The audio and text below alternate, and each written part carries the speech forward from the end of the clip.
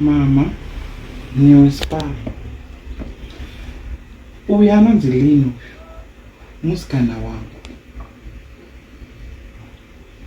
Ndakaona hana yangu ichirovera pari. Saka ndauya naye kuti mumuone. Lino, uyo munin'ina wangu anonzi Spa. Ava ndo mama vangu.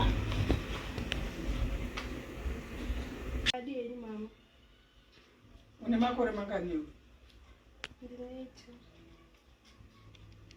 Saka wakutoda madhara iwaya yani mazitumba. Muzera wako iwaya. Ha? Urikuda baba. Ne amai maita safe. Iwe unorwara here iwe Chale? Dati musikana wangu anonzi Lino auya kuti ndikurakidze. Uchindiratidza mwana mudika akadai so. Mwana mudika akadai so ndo unondiratidza inini. Asi mudiki uyu. Miri wake chete wakangodai. Chalega. Unoziva kuti wakuzoda kupika jeri manje. Unozvinzwa? Ndogopika jeri munhu ane 18 years. Newe une makore mangani? Taura chokwadi une makore mangani? Unogarawo? Uri famani?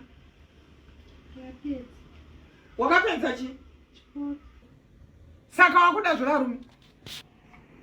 Tototi maigoro munhu ane 18 years ngashaya zvekutaura. Kurumidza kubuda munzi. Amai. Iwe wagadzirisa upenyu wazvinzwa? Unozvinzwa?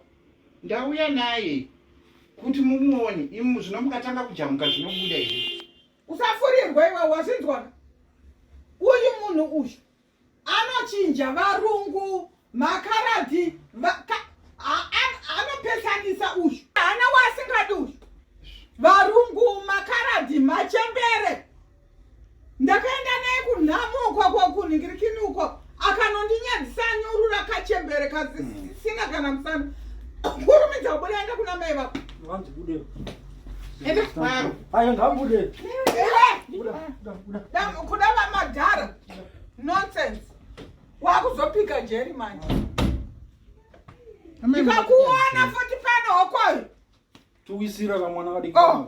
Tasingati kubudira tibvira tukanapinda pinda aka. Uva kakaona mbawa meno wakakaona kubudira. Wakakaona kupinda Chale. Ha? Amai zvamunoita munondinesa. Handidi kuona unyati vana tudiki twakadoti dzidzisa chi. Ndichatarisana naye seizvo. Ndati twana twakadai unokadzidzisa chi. Asi mwana mudiki miri chete uyu. Iwewe hanzvadzi yako ikanzwai unozvida. Mwana wako chaiwo zora akanzwai unozvida iwe. Haunyare. Unodzidzisa chi iwewe vana? Kutoti bhulezi pamunhu akadai seikako. Tombori sipara atora kamwana kakadai bheta. Zidhara. Sei musingade zvinhu zvakanaka imi? Haiwa ndibvira